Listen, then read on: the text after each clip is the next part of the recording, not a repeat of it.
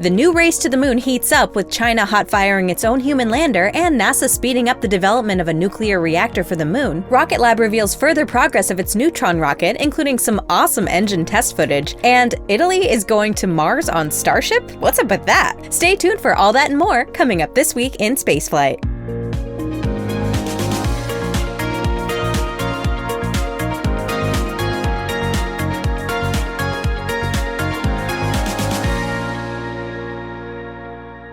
NASA's new interim administrator really got to work this week. Just a few weeks ago, the White House announced that Secretary of Transportation Sean Duffy would take up the position, and now we're already seeing his first decisions. And he's not starting small. In fact, he's overturning entire programs. For example, NASA's program to support the development of commercial space stations, also known as CLD, or Commercial Low Earth Orbit Development Program. See, the International Space Station is approaching its end. It's currently set to be decommissioned in 2030, but as of right now, there's still no proper successor. Under the CLD program, NASA has been working with companies so commercial stations can take over. But it's not really going fast enough, and the deadline is quickly approaching. So, to ensure that NASA has an alternative destination on the day that the ISS completes its final orbit, Duffy has now approved a new set of rules for the CLD program. The new rules provide much more flexibility for the agency to pick which companies to move forward with, as well as for the companies to design their stations. The new rules don't require a fully operational station. Instead, just the capability to host a crew of 4 in 1-month increments will suffice. Moreover, the companies will need to host the crew in space before getting full payment. Meanwhile, some important design and certification steps have been moved to future phases of the program. Now, these changes seem pretty much tailored to VAST's plans. VAST is a newcomer that's trying to disrupt the space station market, and it's moving very quickly. We covered them many times, and they seem to be on track to launch a first station with limited capabilities next year. But the other space station companies will now have to adjust their plans. With the latest changes, CLD is essentially a completely different program. Another major change involves the spacecraft that built the ISS. And yes, we are talking about the Space Shuttle. But why? It retired years ago. Well, remember that so-called Big Beautiful Bill? Congress snuck in some lines that required the NASA administrator to pick a shuttle orbiter to move to Houston, and it also provided $85 million for the move. Well, it seems that Duffy has now chosen a shuttle to move, but they didn't announce which one. It's not too surprising, though, as the move itself is controversial. Very, very, very controversial. The agency doesn't even own most of the remaining shuttles, so the move itself might not even be legal. And don't you dare come for Enterprise. Whatever shuttle Duffy has chosen, its move will be much more than a physical challenge and require a massive legal battle too. Meanwhile, members of the House of Representatives are ready to block the move after summer recess is over in September, so this story is far from over. Finally, the administrator has set his eyes on the moon, specifically to send a nuclear reactor. Even though the current administration is looking beyond the moon towards Mars, it still wants to be ahead in the race for our celestial companion. Nuclear power will be an important tool for long-term lunar presence, primarily to help get through the lunar night. So far, the plan is to settle at the poles where there are permanently lit spots, but even that's challenging. So a nuclear reactor will provide a safe and reliable energy source. Reportedly, China also wants to place a nuclear reactor on the moon for its program, so it seems a fairly obvious goal. Nonetheless, Duffy's announcement is a bit puzzling, especially because the program isn't exactly new. In fact, it was started during the Obama administration and survived the following 2 presidencies. Moreover, the decision represents a bit of a U-turn for the current administration.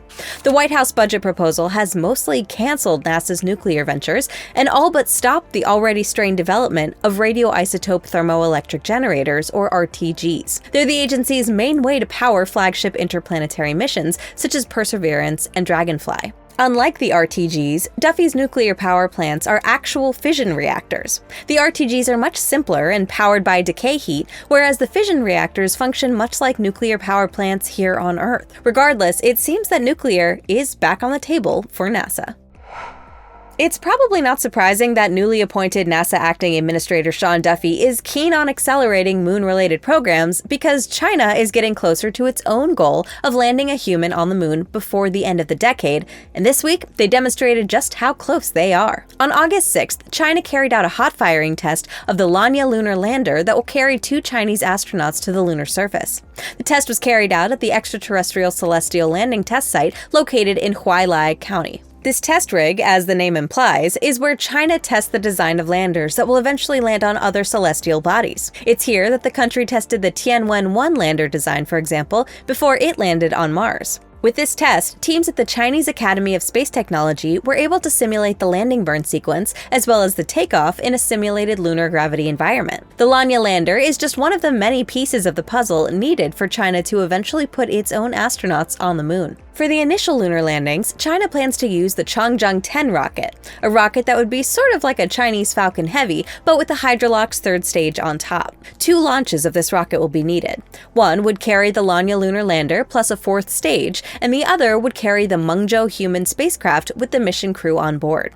The 2 spacecraft would meet around the moon, and 2 of the crew members would use the Lanya lander to head down to the surface. Lanya will use the 4th rocket stage in a configuration called braking stage, because it'll be the rocket stage in charge of first slowing down the lander enough to enter lunar orbit, and second, to later slow it down even further when it's time for a lunar landing. The lander itself will only use its own engines for the final descent and then subsequent takeoff to lunar orbit, with the braking stage having already shaved off the majority of the velocity for landing. Just less than 2 months ago, China completed a pad abort test of the Mengzhou capsule, and now they've also tested the propulsion system of the Lanya lander. The Changzheng 10 is quietly being developed in the background, with some rumors that a hot fire test of the 7-engine first-stage booster will happen before the end of summer. With that much progress being made by China lately, the race to go back to the moon is heating up, so don't be surprised if more high-stakes decisions are made at NASA.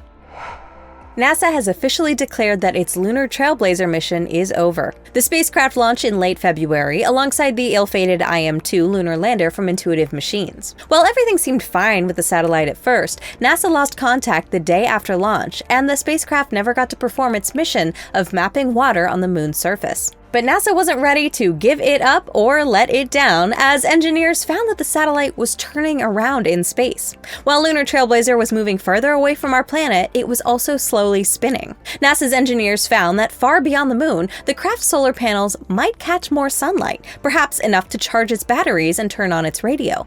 With this slight chance of Lunar Trailblazer coming back online, NASA collaborated with organizations around the world to listen for the satellite's signal. But it never came. Unfortunately, the spacecraft has now moved too far away from Earth, to the point where even if it does somehow wake up, the radio signals will simply be too weak to communicate with the craft. So NASA has wrapped up the mission. And with that, every payload on that launch has ended in failure. Alongside Trailblazer and IM-2, there was Astroforge's Odin spacecraft, which never established contact. Then there was the Chimera GO-1 space tug from Epic Aerospace. Unfortunately, we don't know much about that mission as the payloads were classified, but it seems that that also never reached its destination orbit. And finally, IM-2 fell over after landing on the moon. This week, the Indian Chandrayaan-2 mission even imaged the spacecraft lying on its side on the bottom of a small crater.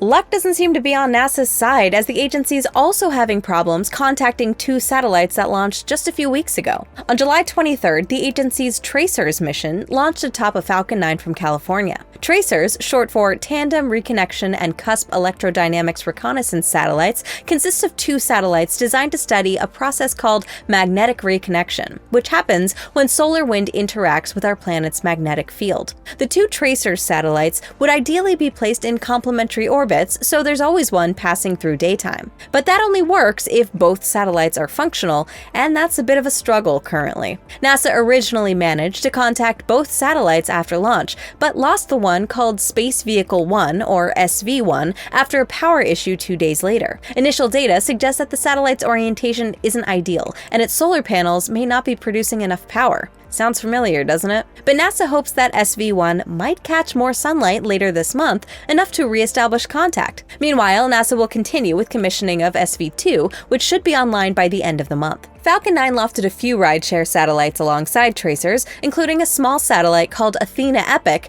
which isn't doing so well either. Much worse than tracers, in fact. NASA hasn't received any signal from the satellite at all. The mission is a collaboration between NASA, the U.S. Space Force, the National Oceanic and Atmospheric Administration, and NovaWorks, which built the satellite. They're currently working together, trying to obtain any signal from the spacecraft and figuring out what went wrong. But now onto some good news about satellites. Alongside this commercial space age that we're now in comes a growing demand for space tugs, which are satellites specialized in hauling other satellites around. And they're incredibly versatile vehicles. Space tugs, or orbital transfer vehicles, can carry satellites to specialized, hard-to-reach orbits, or get small satellites closer to their target orbits on rideshare missions. Sometimes the tugs are even used as a satellite bus, with the payload instruments directly installed onto the spacecraft instead of on a separate satellite. In general, they're a great tool to lower the cost of certain missions, so NASA wants to use some of these flexible spacecraft for its own missions. To that end, the agency has contracted 6 companies to carry out a total of 9 studies on how their technology can help out NASA missions, and they all get until mid-September to complete their studies.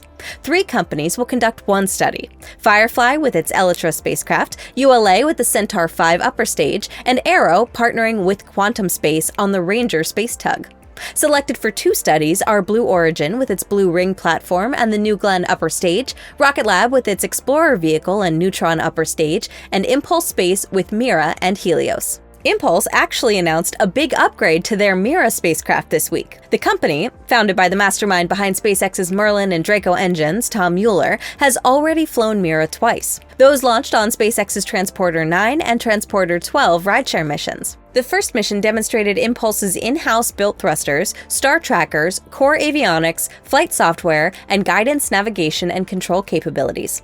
It also deployed a customer payload. The second mission is still going on and deployed multiple customer payloads. What's more, it also demonstrated orbital maneuvering using Impulse's safe thrusters, named after the 6th brightest star in the constellation Orion. And now, 2 missions in, it's already time for an upgrade. Impulse wants to get Mira beyond low Earth orbit to MEO, GEO, and perhaps even further, but the current version won't cut it. So, to get to these far-flung destinations, Impulse has upgraded the spacecraft systems to be able to handle harsher radiation environments and added larger solar arrays to bask in the sunlight and deliver more than double the power. On top of that, the safe thrusters also received an upgrade, so the spacecraft now produces 20% more thrust than before. Those are massive upgrades that turn Mira into an impressively capable spacecraft. And it already has some missions. But if you want to learn more about those, you should watch the video that Ryan made about Mira earlier this week.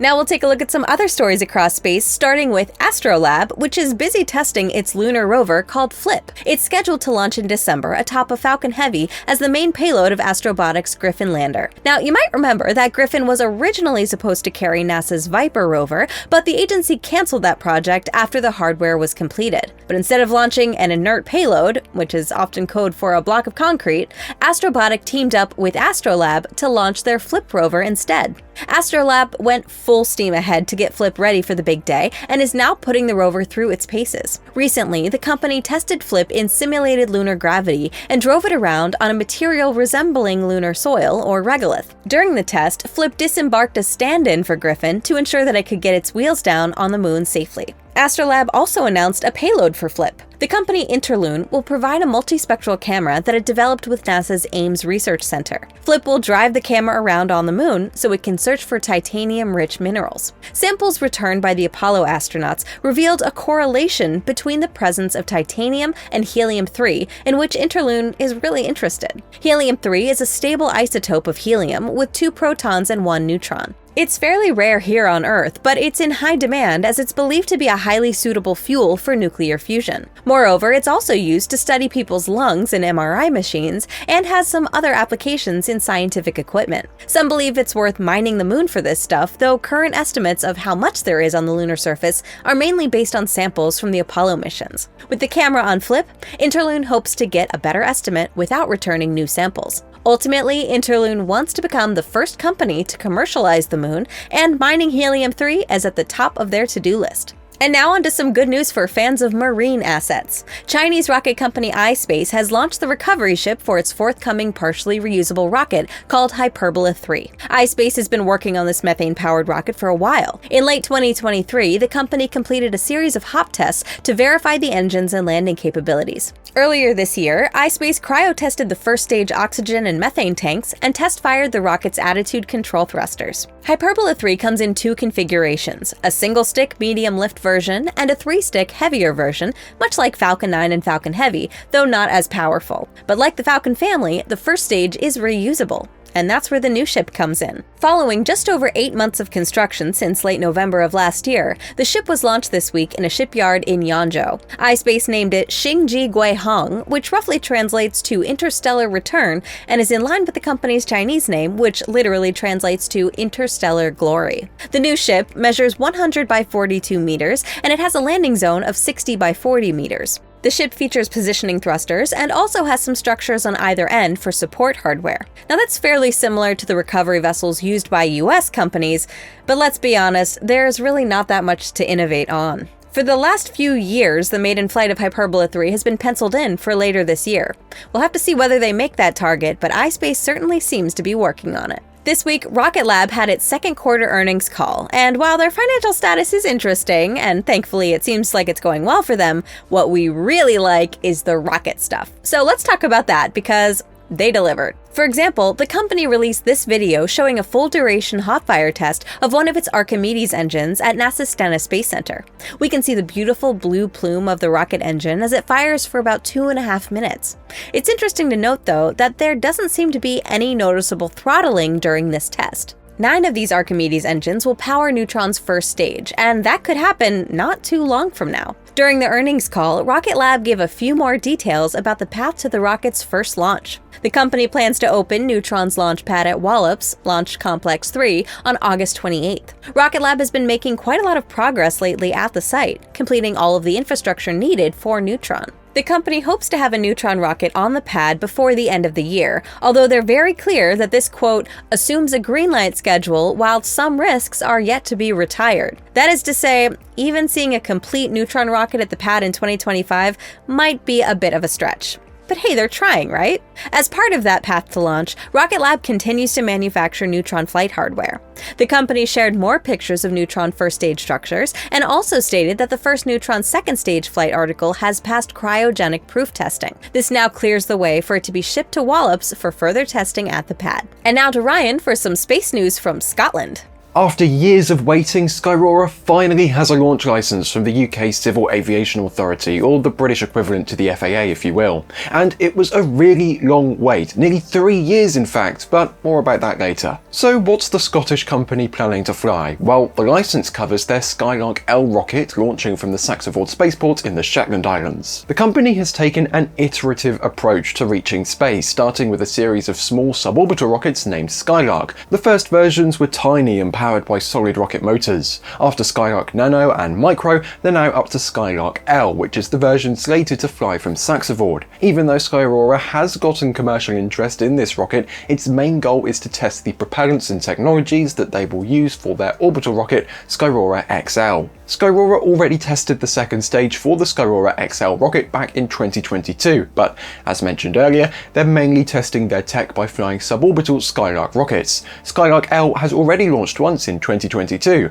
That mission lifted off from Iceland and unfortunately ended in failure, though not too long after, the company announced that it had requested a license to launch from the UK. And now, nearly 3 years later, they finally got it. We like to complain about slow licensing processes for other rockets, but 3 years? That's really something else. Just think back to last year with SpaceX and Starship. They got fussy after just a couple of weeks. The license is already active, but that doesn't mean Skyrora can just launch tomorrow. The company has to complete some more paperwork before they're actually allowed to fly. Think of insurance and arrangements with the spaceports and other countries. But when that's all done, they can roll Skylark L to the pad and start the countdown whenever it's ready to go. Thanks, Ryan. Later in the week, Alex and Dee interviewed Skyrora's Derek Harris on our Europe's Future in Space live show.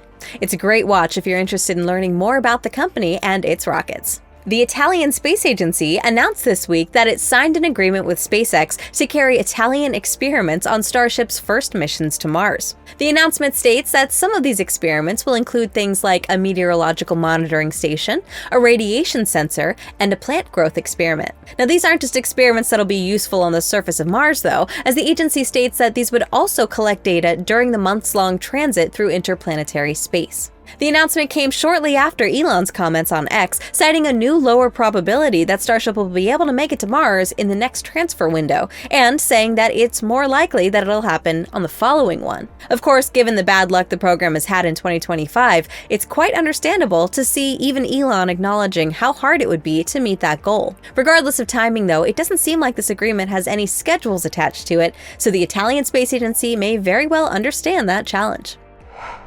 Now let's take a quick look at what happened in space this week and see what's coming up next week in spaceflight. This week had quite a few launches, including the 34th launch of Blue Origin's New Shepard rocket. The flight successfully carried 6 new passengers up to the edge of space and back, during which they got to enjoy a few minutes of microgravity and great views of planet Earth. For orbital launches, we of course had a Starlink launch, carrying another 28 Starlink V2 mini satellites into orbit. China also launched more of their Guowang internet satellites on the second flight of the Changzheng 12 rocket, which launched from the commercial Wenchang spaceport. Rocket Lab also carried out the 11th launch of its Electron rocket, with the Harvest Goddess Thrives carrying another small-sat synthetic aperture radar for Japanese company IQPS. This was also Electron's 69th launch overall. And right at the end of the week, back in China, we had another satellite constellation launched from the Dongfanghang Tiangong barge, this time with satellites from Chinese automotive company Geely, which uses these satellites to improve their own navigation systems with more accurate positioning than with regular GPS. Going into next week, or maybe it's already happened, is the return of SpaceX's Crew 10 from the International Space Station. The return was supposed to have happened earlier in the week, but bad weather kept pushing the departure by a few days. As of recording, the undocking of Crew 10 was supposed to happen on August 8th at 22:05 UTC, so it may have already undocked by the time you're watching this, unless the weather has delayed it again. We'll definitely cover it in more detail next week once it happens. Now that's of course a Crew return, but we've got lots of other launches next week as usual. There's a handful of Starlink launches scheduled, which are also split almost half and half between Florida and California in terms of where they're launching from. But also next week, we've got the third launch of ULA's Vulcan rocket with the USSF-106 mission. That mission should hopefully be the first national security mission on Vulcan after a long delay in getting its certification, somewhat expected given the oopsies that they had with the SRB nozzle on Falcon's second flight. Now if all goes well and there aren't any more delays, that launch should occur no earlier than August 12th at 23:49 UTC. Less than an hour later, we'll also have the third launch of another rocket, this time of Ariane 6 in its 2 SRB configuration from French Guiana. That launch will be carrying the METOP SGA-1 weather satellite for Europe. The satellite's part of the second-generation meteorological operational satellite developed by the European Space Agency. It was originally supposed to launch on a Soyuz rocket, but after the 2022 Russian invasion of Ukraine, ESA decided to move it to the Ariane 6. And that's your weekly update of spaceflight news. I'm Elysia Segal for NSF, and we'll see you all again next week to recap This Week in Spaceflight.